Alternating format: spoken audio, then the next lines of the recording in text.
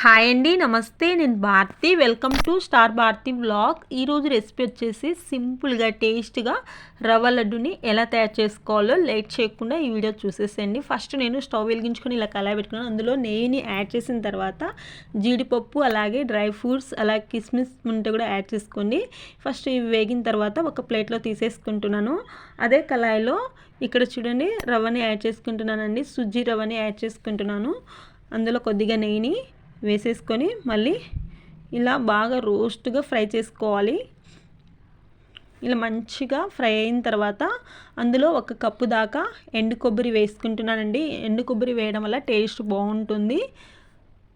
ఇది కూడా ఫ్రై చేసుకోవాలి. ఇలా మంచిగా ఫ్రై అయిన తర్వాత చూడండి, ఇలా ఫ్రై అయిన తర్వాత ఇప్పుడు ఇందులో 1 కప్పు దాకా పంచదారని కూడా యాడ్ చేసేసుకొని ఇలా కలిపేసుకోవాలి. అలాగే ఎలాచి పౌడర్ని కూడా ఇలా కచ్చపచ్చగా దంచుకొని వేసుకున్నానండి. ఇలా బాగా కలిసిన తర్వాత ఇప్పుడు స్టవ్ ఆఫ్ చేసుకుందాము. స్టవ్ ఆఫ్ చేసుకున్న తర్వాత వేడి చేసుకొని పెట్టుకున్న పాలుని కొద్దిగా వేసుకుంటూ ఇలా కలుపుకోవాలండి. ఇలా బాగా కలిసిన తర్వాత అందులో మనం ఫ్రై చేసుకొని పెట్టుకున్న జీడిపప్పు పలుకులు అలాగే బాదంని కూడా వేసేసుకొని ఇలా మొత్తం ఇలా బాగా కలిసేటట్టు కలుపుకోవాలి.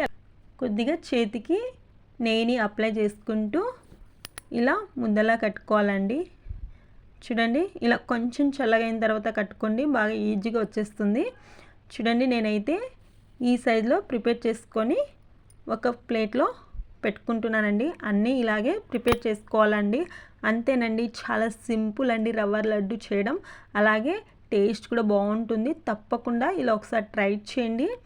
మీకు కూడా ఈ రెసిపీగా నచ్చినట్లయితే ప్లీజ్ అండి స్టార్ భారతి వ్లాగ్స్ని లైక్ చేసి షేర్ చేయండి. అలాగే సబ్స్క్రైబ్ చేసుకోవడం మర్చిపోకండి.